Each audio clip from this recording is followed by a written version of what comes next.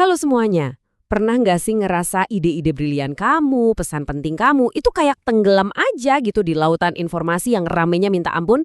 Nah, kali ini kita akan bedah gimana caranya biar suara kita bisa benar-benar kedengeran. Oke, kita mulai ya. Kita semua ini sebenarnya lagi ada di medan perang yang sama setiap hari.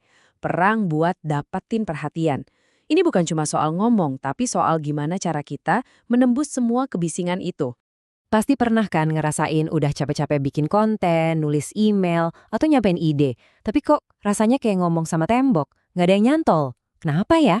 Tenang, kamu nggak sendirian. Dan ini masalah utama yang bakal kita pecahin bareng-bareng. Anehnya kan gitu, makin banyak konten di luar sana, perhatian orang malah makin susah didapetin. Setiap pesan yang kita kirim itu harus saingan sama jutaan pesan lain, detik itu juga.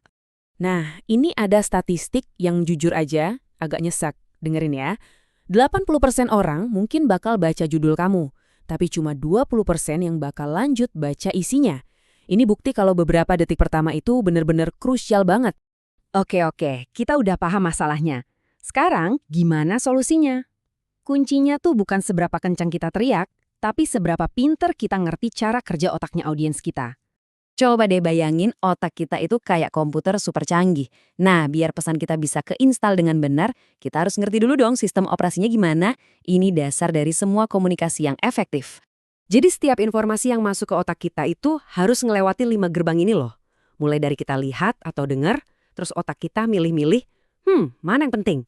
Habis itu diubah jadi format yang bisa disimpan, dimasukin ke memori, sampai akhirnya bisa kita ingat-ingat lagi pas butuh. Nah, ini dia intinya. Sering banget komunikasi kita gagal, itu gara-gara pesan kita jatuh di salah satu dari 5 tahap tadi. Mungkin pesannya kurang menarik, jadi nggak dapat perhatian. Atau mungkin terlalu ribet, jadi otaknya bingung mau nyimpennya gimana. Oke, dari masalah tadi, sekarang kita masuk ke solusi praktisnya. Prinsip nomor 1, dan ini penting banget, pesan kamu harus jelas. Bukan cuma jelas, tapi jelas secara radikal. Definisi ini keren banget loh. Tujuannya itu bukan cuma, oh bisa dimengerti, tapi bisa langsung ngerti pas pertama kali baca atau denger. Nggak pakai mikir 2 kali, nggak pakai ngerutin dahi. Itu standar kejelasan yang kita mau. Coba dia lihat perbandingannya, beda banget kan rasanya? Pesannya sama persis. Tapi yang versi setelah itu jauh lebih enteng buat dicerna otak. Nggak ada energi yang kebuang buat nerjemahin kata-kata jelimit. Nah, energi buat mikir keras ini namanya beban kognitif. Makin kecil bebannya, makin efektif pesan kita. Nah, ini contekan praktisnya. Anggap aja ini checklist kamu sebelum ngirim pesan. Kalimatnya pendek nggak? Kata-katanya gampang dimengerti nggak? Nggak pakai istilah aneh-aneh kan? Kalau jawabannya iya semua, berarti kamu udah di jalan yang bener. Lanjut ya ke prinsip kedua, ini soal menerima kenyataan pahit. Hehehe.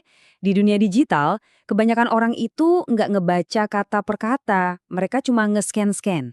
Coba bayangin, pas orang buka konten kamu, mereka itu lagi dalam misi. Cari jawaban secepat kilat. Tugas kita adalah ngehormatin waktu mereka dengan nyajiin informasi dalam format yang gampang banget buat di-scan. Ini dia nih rumus klasik dari para reporter yang gak ada matinya. 5W, 1H. Dengan ngejawab ini semua di awal, kamu langsung kasih inti ceritanya. Ini bikin para pemindai seneng dan percaya kalau konten kamu emang ada isinya. Struktur ini bahkan kepake loh buat konten super pendek. 5 detik pertama, pancing mereka.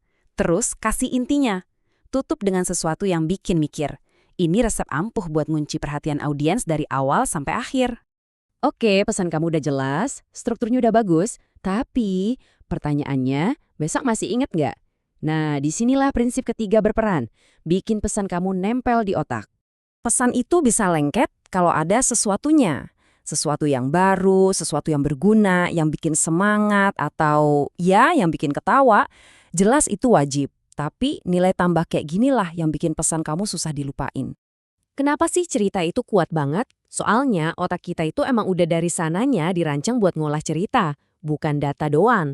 Cerita itu kayak ngebungkus fakta pakai emosi, jadi jauh lebih gampang diingat. Ada loh kata-kata ajaib yang bisa narik perhatian, kayak rahasia. Langsung bikin penasaran kan? Apaan nih? Terus ampuh. Wah, ini pasti solusi manjur.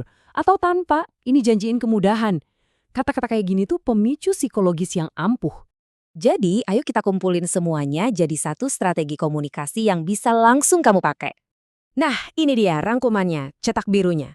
3 prinsip simpel tapi powerful. Jelas, terstruktur, dan melekat. Ini 3 tiang utama, biar pesan kamu nggak cuma lewat, tapi bener-bener nyampe, dipahami, dan yang paling penting, diingat. Pada akhirnya, setiap komunikasi itu adalah kesempatan. Kesempatan buat ngasih tahu, buat menginspirasi, atau buat meyakinkan orang lain. Dengan nerapin prinsip-prinsip ini, kamu nggak lagi cuma sekedar ngomong. Kamu bakal bener-bener didengar,